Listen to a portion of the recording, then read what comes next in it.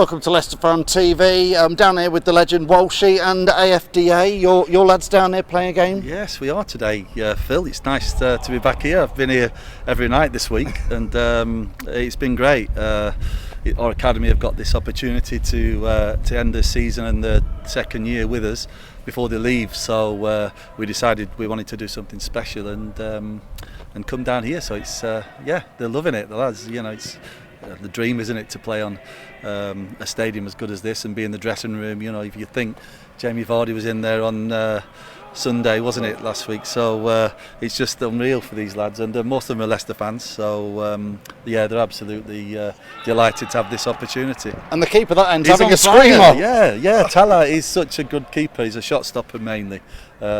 But he's been outstanding today. Yeah, he's just. Let's get Leicester to sign him up, mate, for the future. You never know, mate. Listen, Walshy, while we're down here, we thought we'd catch up with you and talk a little bit about the summer and transfers in and out. Yeah, it's going to be interesting. Yeah. Brendan's talked about a rebuild. Yeah. A lot of the fans are wondering how deep that's going to go. Yeah. He Tricky passed one, me in his isn't car it? earlier. Oh, did he? Yeah, he was in front of me going down past the old Beaver Drive training ground, and I'm guessing they've just come back from Thailand because today I'm sure they're coming back. So yeah, it was funny to see him. But yeah, signings and there's the sounds of it. It's going to be an interesting summer. Obviously there's areas that everybody knows there's a lot of speculation about players, you know, what's Michael, and you know, but this is fans talking and not knowing really what's going on behind the scenes. But Brendan's obviously stated the fact that it needs to strengthen and they need to improve in certain areas. I think we know, looking at the season as a whole, it's been a decent season. You know, there was a lot of cries at one point, you know, questioning the manager's decisions and things like this. But when you look back at the season, it's been unbelievable. I've never, you know, the crucial thing for me was Fofana was the key thing right at the start of the season, and that was a shocking injury that he sustained and shouldn't have happened in a friendly game like that, not a tackle like that. But that rocked the boat, and Brendan went into the market, got Vestergaard, he got Bertrand. Probably he was forced his hand really because he needed backup. And that didn't quite work out. It's not worked out properly. He knows that. But don't forget, we had other defenders as well who went down. You know, when you've got your key player, Johnny Evans, out, and he's the orchestrator of how this team operates. He's the engine behind it for me. Not the engine, but he's the clever, the commander of the ship. Yeah, and without him, I feel very uneasy.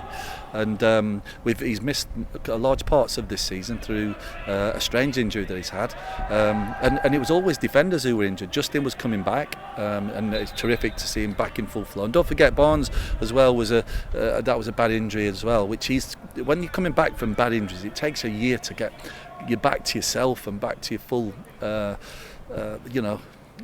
Don't know, that optimism of how you know you can play, and we've just fallen a little bit short in areas, you know. And Didi, another big player who've lost you. When you lose these kind of players and that many, I think he's done miraculously well as Brendan Rodgers. Really, I really do. I think he's had a lot to contend with, COVID and the illnesses and everything that goes with it. You went against us, and I know every other team gets, but we've had more than our fair share, and I feel sorry for what's happened this season. But it's ended up on a high.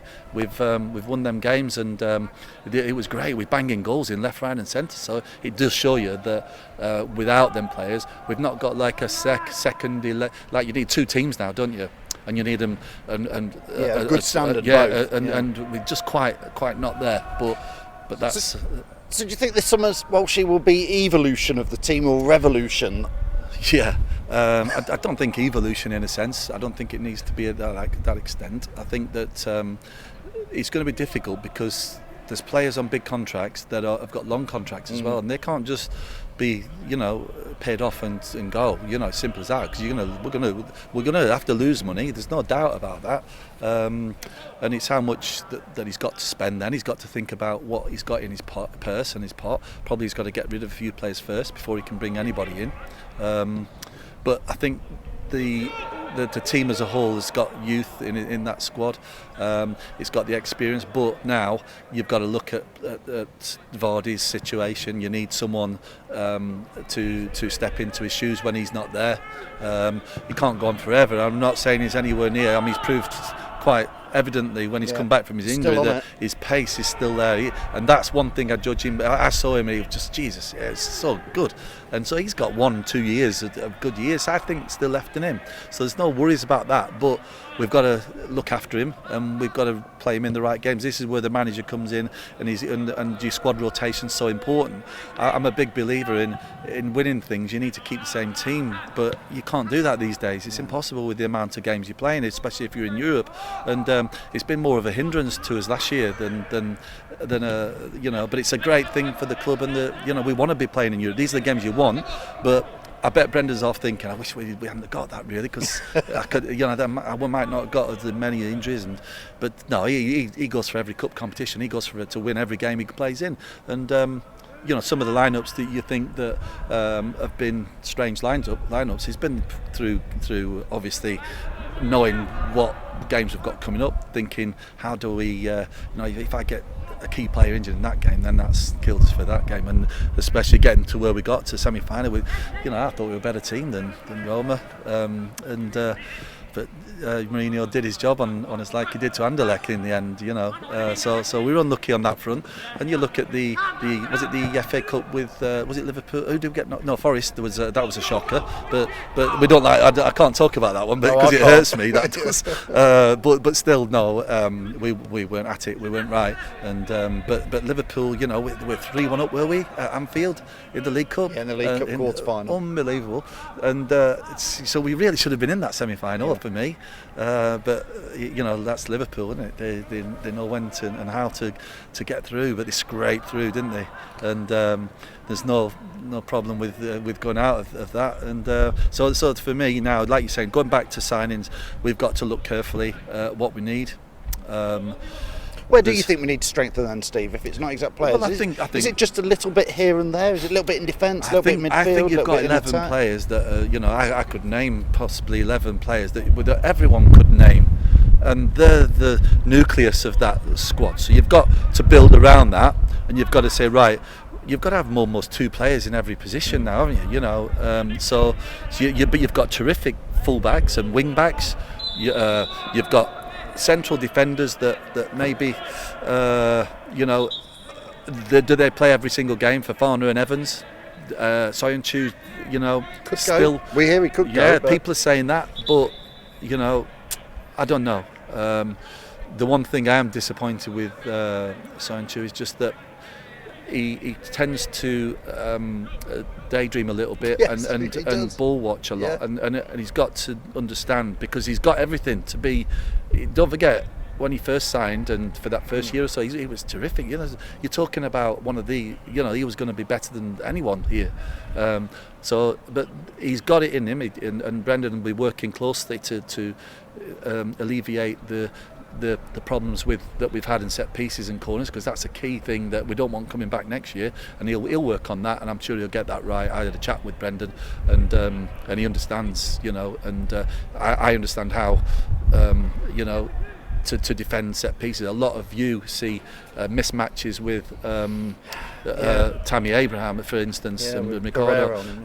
That wasn't right and shouldn't happen. And but they're going to learn from this, and they're going to spend a lot of time working things out. But listen, you got a few clean sheets after that, and they started to attack the ball. When Fofana came back, you can see him attacking the ball, and that's all that you need to do. What tends to happen now with a lot of clubs, and they concede as well through a lot of corners, by not watching the ball, and they're watching the man and holding the man. And I don't believe in it at all, because you can't see the flight of the ball, and when it happens, it's there. You can't possibly, and so what they're doing, they're fouling the man and risk of a penalty, and it's just silliness, really, rather than going attacking the ball. So you stop the first area, the front post, you stop the middle, and you stop the far post when you put your 3 biggest lads on and simple. But there's a lot more to it than that, because the way that people work corners, and there's so many dynamics of how different kinds of corners, short corners, how do you get out quick enough, and but doing the jobs right and attacking the ball is the key, and I think that's just the area that is missing. And if Brendan wants me to come down, trust me, Walshy, go on. do you know what I do feel like? Because there's thousands of fans watch and say, "Get Walshy in there." Asking him, so I didn't want to put you on the come down, spot, but I don't want to, crunch, all on his, take on it. But I'd be interested just to have a chat with him, and I think I might speak to him. I will at some point, and I will. But still, you listen. He's not daft, and like I say, when I had that chat with him, they're working hard to get it right, and don't forget. And he did say, without your best headers of a ball in the team, then what can we do? And you've got the teams that have got good headers of a ball, but I just think that for me, zonal marking sometimes, it can work, but I'd rather have 3 markers. And but that's my view. It's well, I can say this now. I've been out of the game a long time, but I think just going the Leicester, if they can go back to that old school of attacking the ball, watching where the ball is, and watching where your man is, then we're all right, because we seem to lose our way a little bit. And still. You'll have got a lot of Leicester fans excited that you might be maybe getting there. Just before you go, Steve, Ramos, the ex-Real Madrid, PSG centre-back, says he watches Leicester most weeks just to watch Wesley Fofana as a centre-back to centre-back. How do you rate Wes? Little Wes? I rate him very, very highly. I'm talking that high that it could be one of the best, players in the business, really. Not just here at Leicester, talking, but I'd like to see him stay here for a while. I think he's at the right club to grow his development. I think that he's got everything in the locker, everything from pace to driving forward with the ball, his defensive duties as 1v1s, his reading of the game. He's attacking the ball, heading the ball. Is out, like I was talking about. Like I say, the difference is when he's playing, and Brendan's not had him for most of the season. And when you see him play now, there's the clean sheets are happening again. So I think the manager is right in a sense of you've got the right people to head the ball. But Fofana is a jewel in the crown. And when you talk about Mbappe and people like that, I don't know if I'm going to be. Talking silly here, but I think that his value will be, into the 200 million. I'd say it could break a barrier if he keeps up and keeps doing what he's doing. Fantastic, Steve. Thanks so much for joining us. The fans love to get your views. Absolutely, it's nice. Cheers.